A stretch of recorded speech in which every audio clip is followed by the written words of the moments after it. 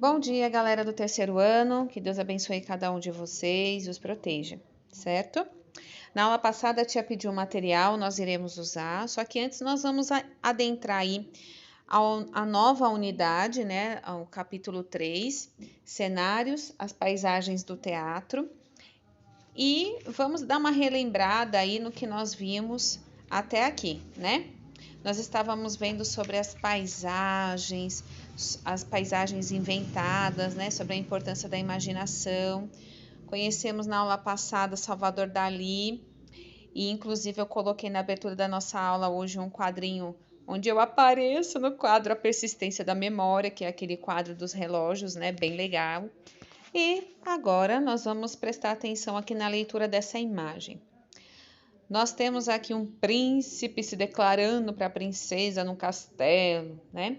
Aqui nós temos aqui as paisagens do teatro, minha gente. Então, não estamos ainda fugindo do tema, nós vamos entrar nessa questão aqui nas paisagens teatrais, tá? Então, coloque seu livro aí na página 22 para a gente acompanhar a leitura. Vamos lá. O espaço e a história.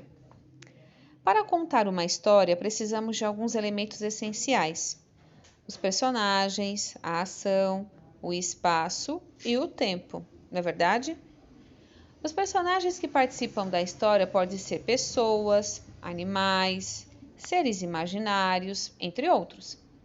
Eles podem ser inventados, chamados de fictícios, ou seja, personagens de ficção, ou representar pessoas que existiram ou que ainda existem de verdade, personagens reais ou biográficos.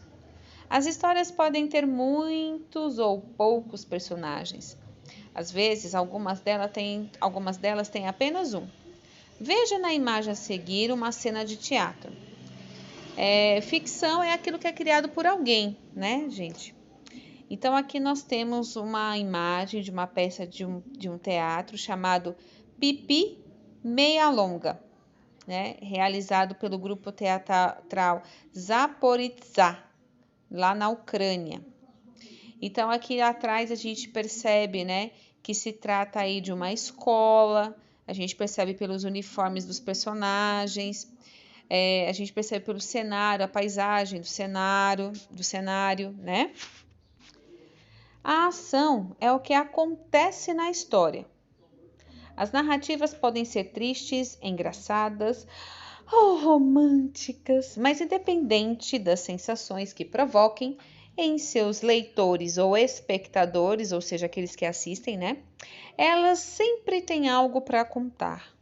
No teatro, é importante que as histórias tenham conflito. Pode ser o choque de opiniões ou de interesses entre os personagens. Uma questão interna do próprio personagem, um problema que precisa ser resolvido, ou até mesmo uma missão que deva ser cumprida no decorrer da encenação. Outro elemento importante é o espaço onde acontece a história.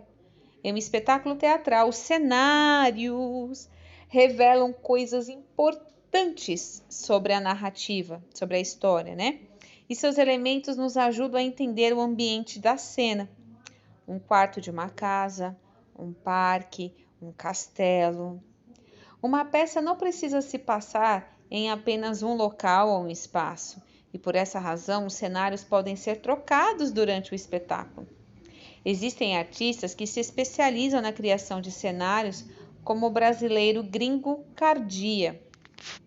O que o texto está querendo nos dizer é que o cenário ele é muito importante para a peça teatral, tá? Ele constitui a paisagem da história. Imagine você uma história de princesas e príncipes sem castelo. Nada a ver, né? Imagine você uma história de mocinha e bandido, ladrão, super-herói sem ter um cenário. Nada a ver, né? Então, o cenário ele é importantíssimo para o teatro. A paisagem que está atrás dos atores, dos personagens, ajuda também a contar a história, né? Iremos nós agora para a página 23. Vamos lá, minha gente. Os figurinos não são necessariamente uma parte do cenário, mas também são um elemento teatral importante para definir o espaço e o tempo da narrativa. Por exemplo, uma história que se passa em um castelo no passado terá personagens que se vestem de maneira diferente de uma história que acontece no espaço sideral no futuro. Então, a nossa imagem do livro aqui, ela é muito autoexplicativa. A gente percebe exatamente isso. Não tem como eu inverter aqui os figurinos dos personagens. Eu não posso colocar um figurino de um rei e de uma rainha nos viajantes do espaço. Nada a ver, né? E aqui embaixo, a gente tem um quadro rosa da cena do espetáculo Julieta de Freud, com a direção de André Abajuram, e cenário do Gringo Cardia, realizada no Teatro Leblon, no Rio de Janeiro, em 1997, tá? Só para a gente ter a ideia de quanto o figurino também nos coloca exatamente no tempo em que a história foi formada, né? Foi escrita.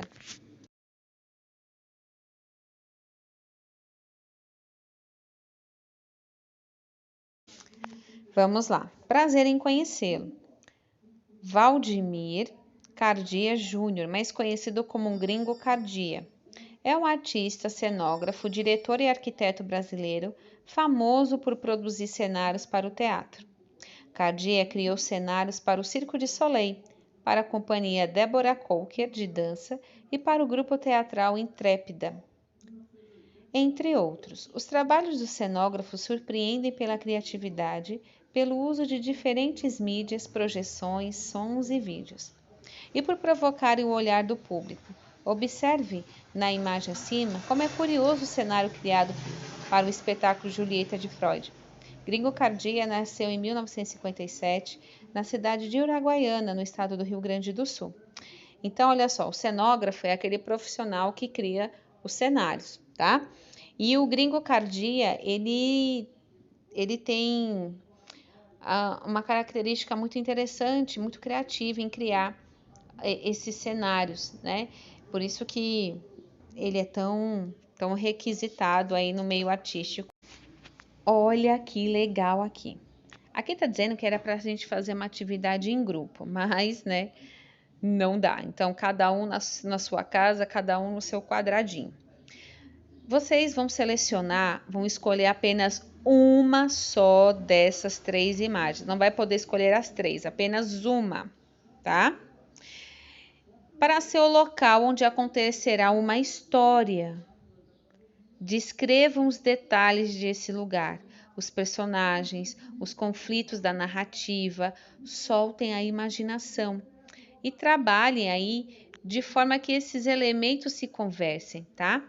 Depois vocês vão, obviamente, me contar essa história através de áudio. Mas primeiro, olha só o que você vai escolher. Você vai escolher o cenário aí da sua história, tá? Uma dessas imagens aqui vai ser o cenário da sua história. Depois você vai pensar num título para ela. E depois você vai começar a escrever, vai criar os personagens para ela, tá bom? Essa é a atividade de hoje.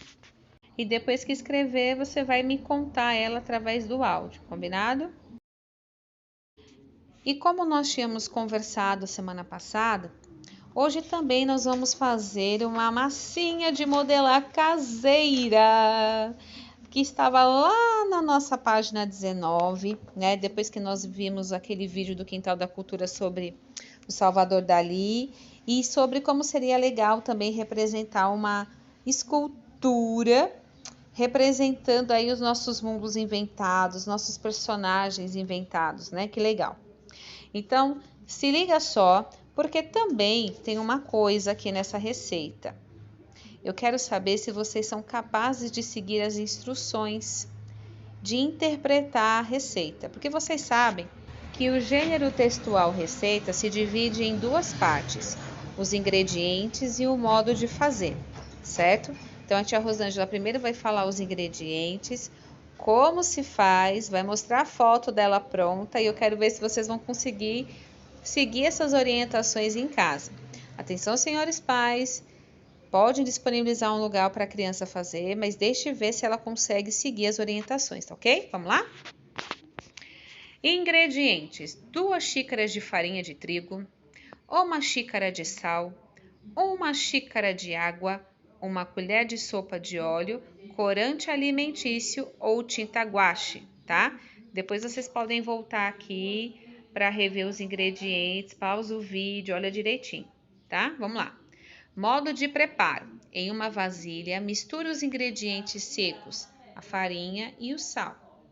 E depois coloque o óleo, a água e o corante. Misture tudo com as mãozinhas, enfia a mão lá na massa, mexe que mexe, que mexe, que mexe. O corante e o guache, você vai colocar, ou corante ou guache, né? Não é os dois não, é um ou outro. Você vai colocando e vendo a cor que você quer, tá? A tonalidade que você quer, certo? Que mexe, mexe tudo, mexe, mexe até você ver que a massa desgrudou totalmente da sua mão e tá naquele ponto de massinha de modelar mesmo, tá? E aí, voilá, surpresa! A massinha vai ficar assim, certo? E com essa massinha, meu amigo e minha amiga, você vai formar os seus seres inventados, os seus seres imaginários, tá bom? Se você tiver o material em casa hoje, já faz hoje, já tira foto e me manda. Se você não tiver, a mamãe e o papai vai providenciar. Você pode fazer aí depois e me mandar a foto até a próxima semana, tá certo? Divirtam-se, aproveitem esse momento em casa, momento em família. Beijo, cuidem-se.